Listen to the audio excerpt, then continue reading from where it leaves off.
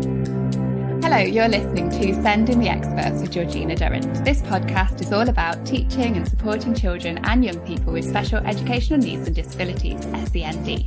My name is Georgina Durrant. I'm the host of this podcast brought to you by Twinkle SEND. As a former teacher and Senko myself, I wanted to create a platform to share some of the amazing things that my guests are doing to support learners of SEND. So whether you're listening on your commute, tuning in whilst walking your dog, or curled up on the sofa with a nice cup of coffee, thank you so much for joining us. In this episode, I'm delighted to be joined by Tina Coope. She is a former teacher with a master's degree in education who, until 2019, taught across a number of settings, including both special and mainstream schools. Her experience has included teaching English as a foreign language to adults, leading a specialist autism provision, and setting up a nurture unit in a mainstream infant school. At the age of 7, Tina's daughter developed a sudden onset of severe neuropsychiatric symptoms. Her daughter went very quickly from thriving in a school setting to developing special educational needs and requiring a one-to-one teaching assistant. 5 years later, in early 2019, Tina discovered the charity PANS PANDAS UK and was taken aback by how many other families were supporting children with strikingly similar symptoms. Despite being a teacher herself, Tina had still not been able to get the message across that her daughter had not been born with these special educational needs. She started to volunteer for the charity, creating resources that she wished had been available for her own family. In 2020, she became the education lead for the charity. This rapidly growing charity is only one of its kind in the UK, supporting families living with PANS and PANDAS. It offers support and information to families and professionals in a position to help these young people. Their website hosts a wealth of information for educational professionals, and the charity is proud to offer online teacher training. PANS and PANDAS are medical conditions and so, of course, can only be diagnosed by medical professionals. Nonetheless, Tina feels that all educational professionals need to be aware of these signs, as they have a crucial role to play in spotting the early symptoms and in better supporting children and their families when armed with an understanding of the medical context. Hi, Tina. Lovely to meet you. It's lovely to meet you as well. Thank you so much for having me on today. You're very welcome. So could you tell us a little, we've introduced what PANS PANDAS are a little bit, but could you give us a bit more detail? Because I imagine for a lot of people, unfortunately, this might be one of the first times they've heard of it. Yeah, you're right. So yeah, the charity, it's a small but rapidly growing charity. And it got going in May 2018 by a group of really determined parents, and they wanted to kind of raise awareness and improve the treatment guidelines to get UK treatment guidelines in place for children who had these conditions. So yeah, they work hard to support families. They've got a private Facebook group. I think there's about 5,500 members, and it's kind of rapidly growing.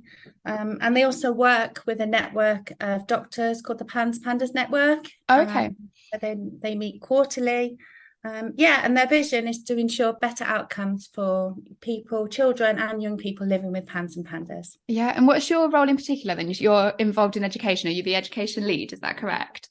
Yeah, so I write resources for families, help kind of families on an individual basis sometimes, although we've tended to move away from that now. Yeah. We also offer teacher training, and we do some kind of strategic work in the background with designated clinical officers to make local authorities and, you know, those sorts of people aware of the conditions as well. Fantastic. So raising awareness, really. Yeah.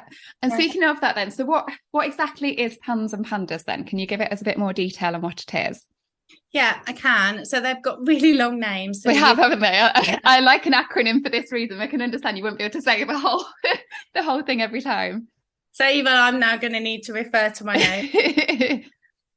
So essentially, you've got PANS, which is Pediatric Acute Onset Neuropsychiatric Syndrome. Yeah. And although it's called PANS, although it's got pediatric in the name, it actually affects adults as well. Oh, right. I didn't know that. Not just children. And then PANDAS, which is Pediatric Autoimmune Neuropsychiatric Disorder associated with streptococcal infections. Right. So PANDAS is the one that's linked to strep.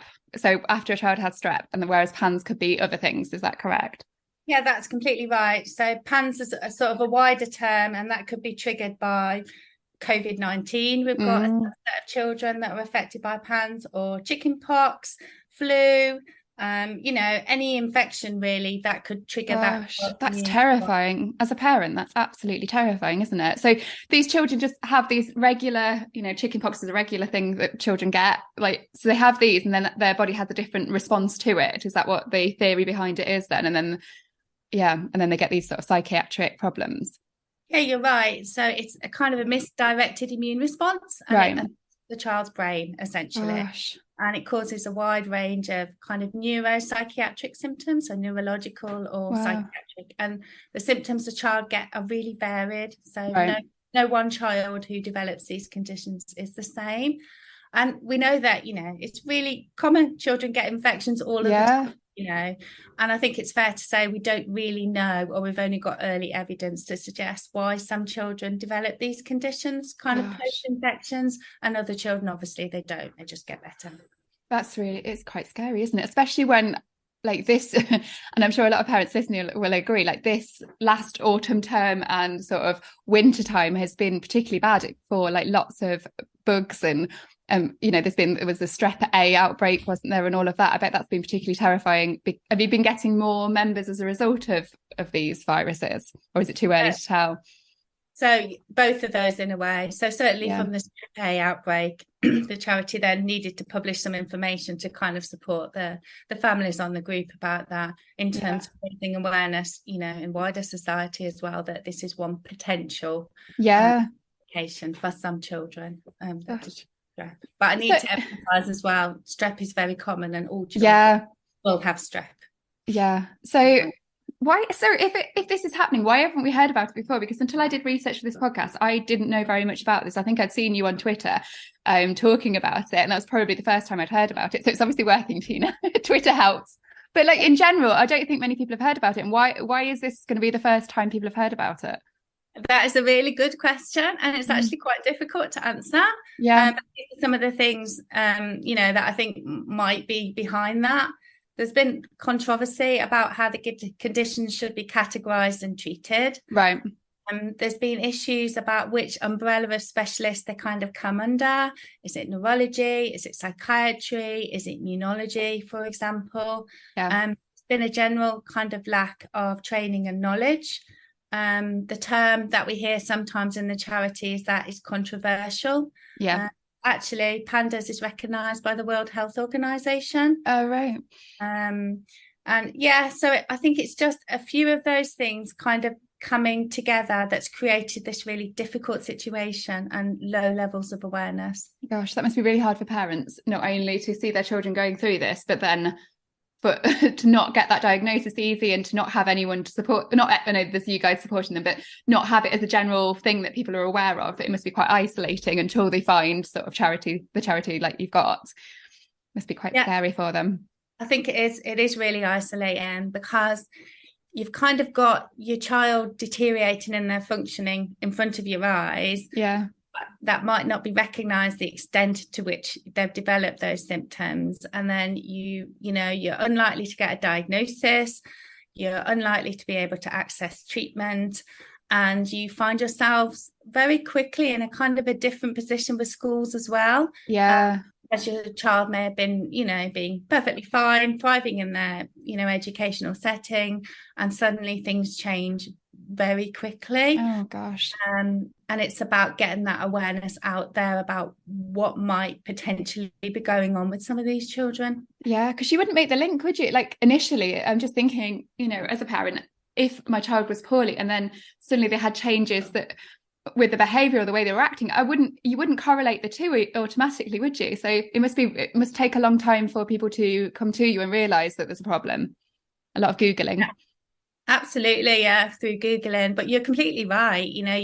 Your child might develop, a range of symptoms, and you would not be linking those naturally to an infection that they had, a few weeks before, because you wouldn't even know that that's possible to happen, probably. No, exactly, which I suppose is why this is so important, that you're raising awareness so that people can get to the bottom of it a lot sooner and hopefully help these children. So how many children is it estimated to have PANS or PANDAS in the UK now? That's a really good question as well, and the honest answer is we don't know. So there's one US statistic from PANDAS Network, and that says up to about 1 in 200 children. Oh my goodness! if that applied, and it's a big if, then that would be about 51,000 Oh, children. I had no idea. But we can't say that. No. No. But there are plans in place now for a surveillance study Right. in the UK to grasp, the Yeah. extent of this issue. Obviously, that's not straightforward by any means, because children haven't been getting a diagnosis. No. But So we've got to start somewhere. And yeah. With COVID and long COVID and all the brilliant work long COVID kids have done, they've put a lot of focus on these kind of post-infectious complications. Yeah, is it just going off on that then? Is there a bit of an overlap, do we think, between long COVID and PANS, PANDAS? So we know that some children who've had COVID then go on to develop PANS. We know that. And I don't know if you're aware of the work that Helen Goss has been doing, but she's been very openly. She founded Long COVID Scotland, been very open about her own daughter and, the journey that they've been on, and her daughter developed PANS following COVID. Oh, gosh. Oh, it's terrifying. And I was saying to you just before the recording, when I went on to the PANS Panda website, PANS Panda UK website, and I had a look at the videos, and I would urge our listeners to go and have a look at them, because they're quite emotive. I cried because I'm very, very sensitive and emotional, but it is very upsetting as well. And there's a video, and it shows some music, and then it shows pictures of the children before looking healthy and happy and, having regular lives, and then showing them when they're suffering with this. And it's absolutely heartbreaking, isn't it? It's really, really, and I can't begin to imagine how upsetting and difficult it must be for families. Yeah, it is. I probably can't express it. I probably wouldn't be able to express how difficult the situation is for our families. And I think it's important to say that doesn't just come from the symptoms themselves. They're devastating as well, but it comes from the current context of it's really hard to get diagnosis, really difficult to get treatment. It's really hard to get the right support that you need in school. It's hard for family even to kind of understand what's going on inside the walls of the family home, because you really would have to see it to, believe it. Gosh, yeah, exactly. Believe it. I imagine, some people talking to of extended family members and people not believing them, which would be even more terrifying if you were experiencing it at home, and then you're then telling, I don't know, grandparents or uncles and aunties what's actually happening, and then people are saying, oh, are you sure, or questioning you. That must be, and teachers questioning, because oh gosh, it must be really hard.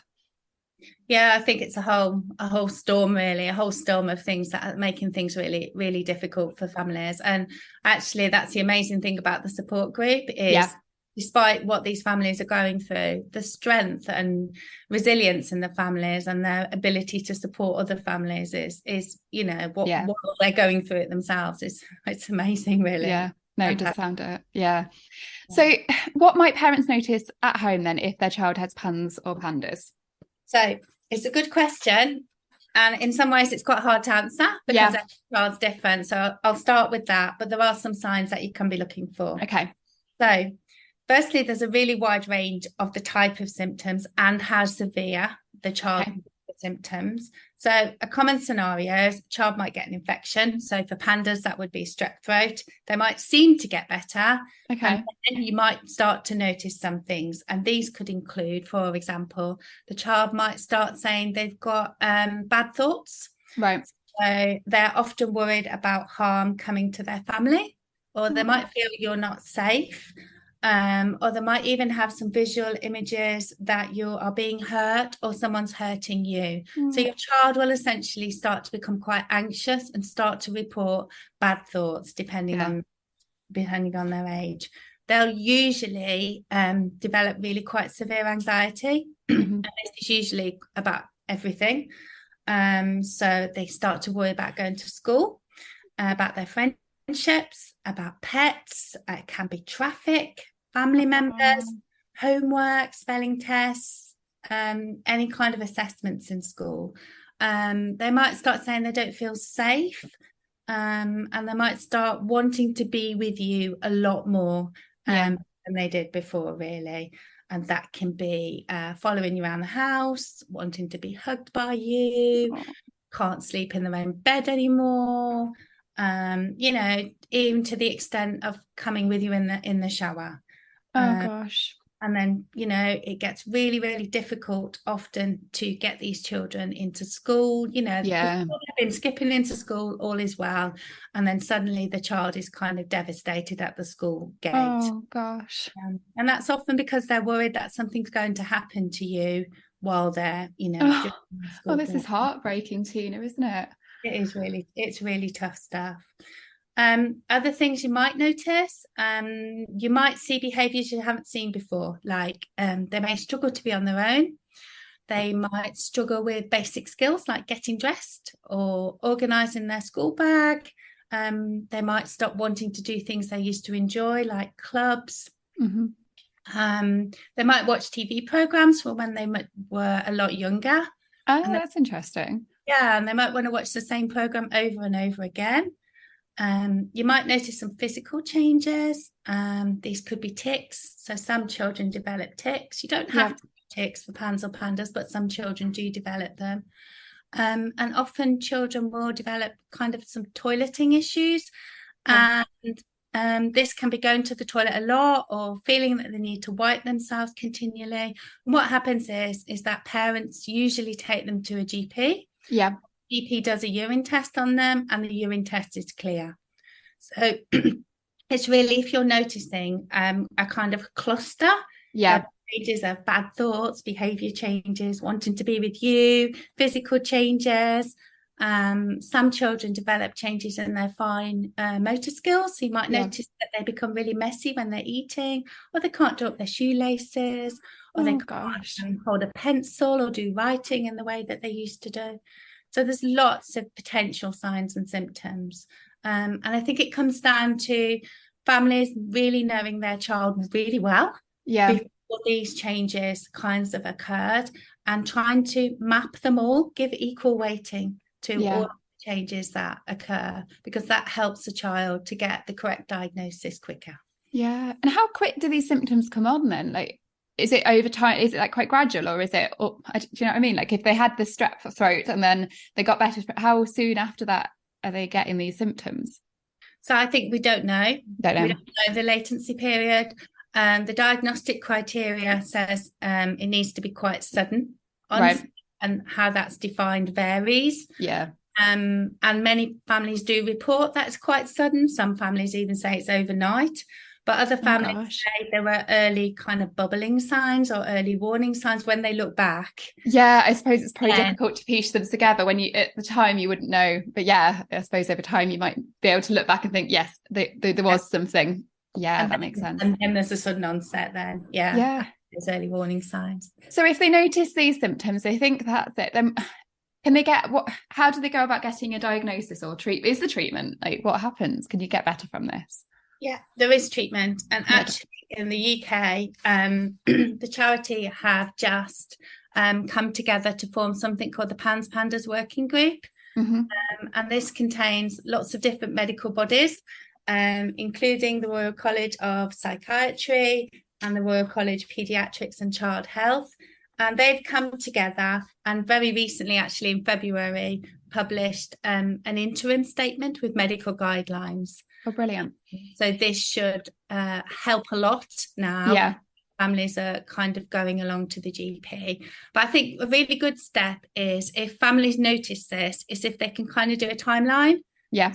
They can kind of have a look which symptoms emerged when, and maybe if the child had had any preceding infections. And that's really helpful information to take along to the GP. Yeah, that's a good idea. Like not noting it down and noting things, because I do that, when you're writing down, like when you've given them Calpol and things like that, you do start whenever they've got any sort of, or it might just be me trying to remember when I've given them Calpol, but I often make a note of things with my own children, like when, we've given them Calpol at this time, just in case, so you're aware if you have to go to the doctor, so you can tell them what's actually happened. I suppose it's doing that not just with sort of with these other behavioural changes as well, and noting those down so that when you go and see a doctor, you've got this timeline, you've got these things to actually explain what's going on so they can get a better picture. Because it's hard as well when you sat with a doctor sometimes to remember it all, isn't it, and remember exactly what happened and when it started. So yeah, having it written down does sound a sensible idea.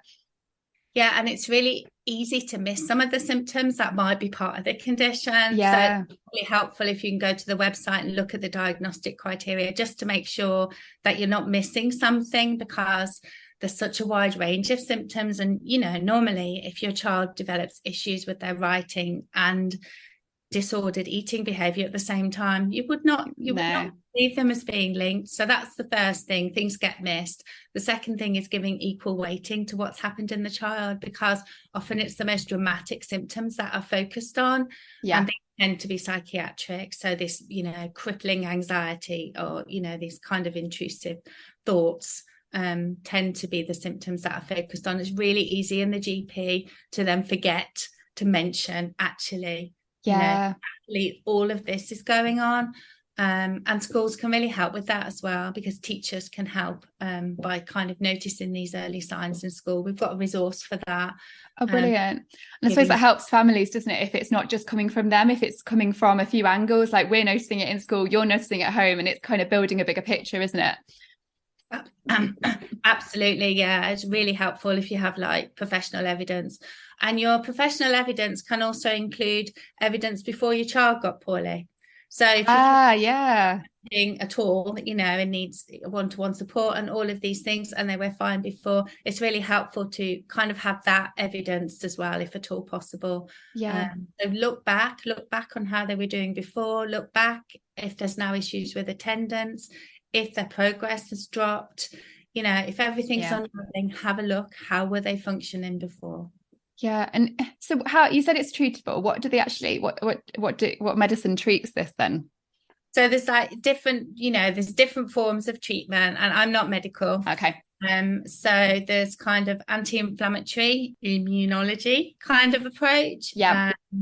There's kind of mental health support and psychiatric support.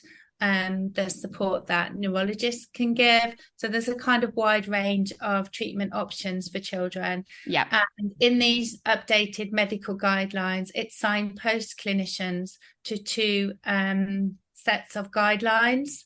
So if you go on there, you'll find out further information for that.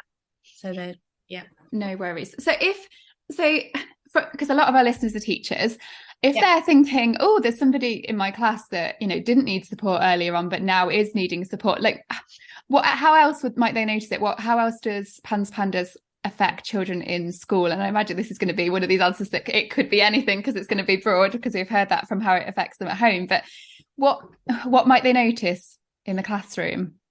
That's a brilliant question. Again, no one size fits all. But there's some things that are really helpful to know. One is it's often confusing, and that's because it's known as a relapsing and remitting condition. Right. So a child will have an infection, and then they'll develop all these neuropsychiatric symptoms, and that's known as a flare. And then that usually happens quickly. And then what usually happens is the child really slowly or gradually recovers. Again, the time that takes varies from weeks to months to even years for some children. Oh, wow. And then obviously the next infection comes along, the child is triggered again. And what we find sometimes is that children are slowly moving further and further away from their original baseline. Right. So the first thing I'd say to teachers is you're the keeper of the child's baseline. So go back and check how the child was managing before the onset of these symptoms, and if possible, capture their potential and capture their baseline and ensure that that's not getting lost. So how do children with PANS and PANDAS present at school? So firstly, they can be partly masking in school, like other conditions, which makes it a little bit... does make it hard. I know. And that's because some of the symptoms can be internal. Some of the children are going to look at their peers and do as their peers do. And also the child was performing in a different way before, so they're aware of their kind of change in functioning. Makes sense. So as a teacher, you might see a child who had previously had an even profile, learning profile. They can develop a spiky profile. And that can be cognitively and socially and emotional. These conditions affect far more than just academic ability. You might notice the child in your classroom can no longer complete tasks that you're asking them to do. So a child who could previously listen, take on board your instructions, and then complete a piece of work can't do it anymore. Gosh. They can't absorb your instructions. They can't remember what you've asked them to do. They can't sequence the steps that they need to do. And then their writing ability may have been impaired as well. You might find a child who becomes very physically fidgety or mentally fidgety, very anxious, with low levels of concentration. And again, the key is what was typical for that child before. Yeah. Because of course you might have a child who struggles with those skills anyway, but what you're looking for in these conditions is actually that child was really able to cope and concentrate and achieve well, and now they can't. Children often have difficulties with working memory, so you'll notice they can't really remember what you've asked them to do, or they'll get instructions muddled up. Some children have language changes. These can be subtle, or they can be quite severe. Oh, wow. Children often in schools feel really overwhelmed, so they might be distressed, or they might need to leave the classroom. They become very reliant on adult support, many of these children. They struggle with emotional regulation, so they might be very up and down. And you're going to probably notice some quite profound changes in their progress and attainment levels. So their progress might slow, or it might even go backwards in some cases. Gosh, do lots of children get misdiagnosed with other sort of special education needs and disabilities then as a result of this? Do people think, oh, perhaps it's ADHD, or do you see what I mean? Does that happen? It happens a lot because firstly, it's a diagnosis of exclusion. So that means that the other conditions need to be ruled out first. Secondly, it's a clinical diagnosis. So there's no one definitive marker. Say, there's tests you can do to check whether a child's recently had strep, but there's not one definitive kind of test that you do. And I'm just thinking, if you're having to exclude things first, knowing how long the waiting times are to find out if it is autism or ADHD or something like that, this could take ages to find out if it's PANS, PANDAS, couldn't it? Absolutely. And we've got, children who aren't diagnosed for many years. Oh my goodness. And then their whole childhood. That's horrible. It's really, really challenging. And the symptoms look like other conditions as well. So if you didn't know the child before, you might look at them and think, I think they might have ADHD, or I think they might have autism, or I think they might have Tourette syndrome, because the symptoms can look like conditions as well. And also they're really confusing. They keep changing. Oh, gosh. And that's also really, that's not part of our education training really. No. And children, for example, can develop really severe sensory needs and sensitivity to sound, and then that symptom can kind of be gone to be replaced by a new symptom. Oh my goodness. Some of the learning difficulties that children develop, we might then perceive as developmental difficulties, because that would be the training that we've received. But in these conditions, it's often of acute onset. It's part of the condition, and it also can get better. Yeah. Gosh. So if a teacher does, if they think or suspect a child, and obviously they can't medically diagnose, and I keep having to repeat this on the podcast, but they can't do that. But if they suspect a child has got PANS or PANDAS, what do they then do? So it's a good question. So I think the very best thing they can do is start doing some observations on the child. Yeah. That will really help for the parents. And so it's like speaking to the parents as well, first and foremost, is probably advisable. So saying that they've noticed some difficulties, and see if it's happening at home as well, perhaps. Yeah, absolutely. So find out how the child's managing at home, what have the parents noticed, and start to build up that picture together. It's really important to be aware that, parents of these children often end up in battles, or they end up being quite difficult with schools, because what the parents are reporting might not be what the school are seeing. So it's really important. That's so hard, on top of everything, to be having to battle. This is just awful. It's really heartbreaking. I'm feeling quite upset hearing about this. So they've got all of this going on, and then people might not believe them. And then when they're saying to school, then they're almost having to like persuade them of what they're thinking. Oh gosh, this is really hard.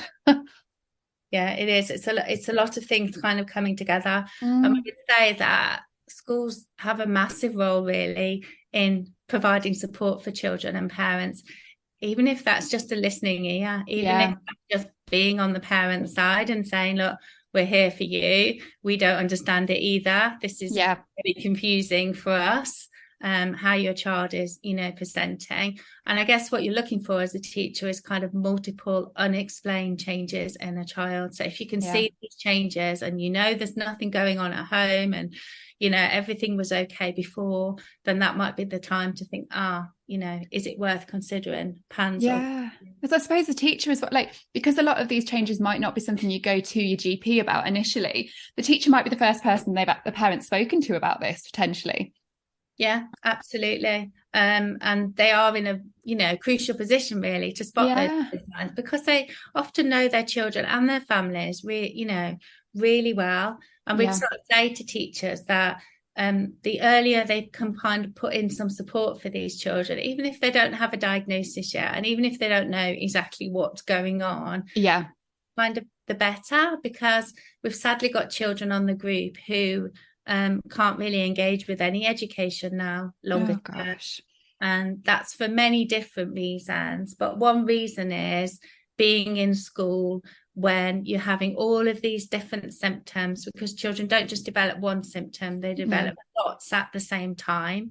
And those symptoms have a cumulative effect and interacting with each other. If a child's in an educational setting and they're, I don't know, hallucinating or have got terrible OCD, then that causes a long-term trauma for the child associated then with education. Really empathetic, compassionate and kind of nurturing approach really as soon as the first signs are kind of identified, or you have suspicions that this could be the case. And I suppose, like you said about the support, they can be supporting any of these needs. So if it is more that what you said about sensory and that side of things, if they're struggling with sensory, then you can provide support for that without knowing what the reason behind it is, can't you? You don't need to wait, in a sense. You can still be looking into it whilst you're providing support. And a lot of these supports are free anyway. You don't have to do very much. It's just small adaptations, isn't it, and tweaks you're doing in the classroom that could probably make a bit of a difference. Absolutely. And if you bear in mind that it could be a medical condition, then that may also shape your approach. For example, many of these children struggle immensely with their handwriting, so their handwriting skills deteriorate. This can be really dramatic. Many children have something called margin drift, where it kind of floats down the page, so that can be a sign of PANS or PANDAS. But it's about schools knowing that that's linked to a brain condition. So if a child is flaring, and if they're well enough to be in school, because many aren't, but if they're well enough to be in school, it would be a case of school then compensating for those skills at that time. In a scribe or a different way of recording, or focusing on effort rather than outcomes. Thing, rather than perceiving the child as not trying hard enough. Which is sometimes what's happened, because the training's not out there and the awareness is not out there. No, oh gosh. And so I was just thinking attendance wise as well, because you just said about obviously not always going to be well enough to be in school. I imagine we've touched on attendance in previous podcasts, but I imagine that's a bit of a problem, especially with shall we say the more heavy-handed approach that the government seems to be going down with attendance. Absolutely. I think that would be a podcast on its own. Yes. Just to say really briefly, it is an issue for many of our families. And I think it comes down to what's going on with the child being kind of misunderstood. And it comes down to not considering the child's long-term positive engagement with education. And what we find really, really helpful for many of our children is if they've got this key person in school, for which they can build a relationship and have some trust and be able to feel that they can share some of those really difficult kind of symptoms. And when that's in place, that begins to build this relationship between home and school, because school are then aware of far more of the symptoms than they might be otherwise. And the child is also able to express some of those difficulties at school rather than just holding them all in and coming home after having your head bursting all day with thoughts and stuff. And then obviously at home, things are then really, really difficult. Yeah. So a trusted person at school is a big one then. That must be really important. It's important for all children, let's face it, but yeah, in particular, even more so in this situation. So because there'll be teachers listening, hopefully. I always say that, there will be teachers listening, that will want to get some more information and further advice about this. Where should we be sending them then, Tina? Where do they need to go to find all this information out? So if they go to the PANS and PANDAS website, number of resources there for families, teachers and medical professionals. And these can be invaluable, really, in terms of understanding the context of the conditions. Yeah. Teachers can sign up for free training for an hour, CPD accredited. You can contact the charity for any educational advice or support. Brilliant. You can on Twinkle. Yes. Resources. And what teachers can really do as well is signpost any other professionals, because it's not just teachers really that need to be aware. We need to raise awareness amongst occupational therapists, speech and language therapists, and other professionals who are doing assessments on these children. Yeah. And we don't really have any UK-led educational research on these conditions. Okay. So if there's any universities that are tuned in that deliver teacher training or training on psychologists, then this is an area that I think would definitely benefit from research. We did a short survey recently, and we found that several parents were then reporting that their child was achieving above expectations before the onset of the condition, and then after the onset they were achieving below expectations. Wow. So I think there's a whole wealth of educational research out there that and that would be fantastic. Yeah, absolutely. Well, thanks ever so much. You've been brilliant. It's a tough listen, I think, this episode, but a really important one. So I hope it does help with your important work on raising awareness on this. So thank you ever so much. Thank you. Wow, that was a difficult listen, but hopefully a really useful one as well. If you're looking for specific resources on PANS and PANDAS, we've actually got some free ones on the Twinkle website for you to have a look at, as well as an article written by the Digest team about PANS and PANDAS. And also I'll put the links to that, as well as the links to PANS PANDAS UK charity, in the show notes below, so do have a look at those. And thanks again for listening to Send in the Experts with me, Georgina Durrant. Please spread the word on social media that you've been listening, and make sure you're subscribed to our channel. Thanks. See you next time.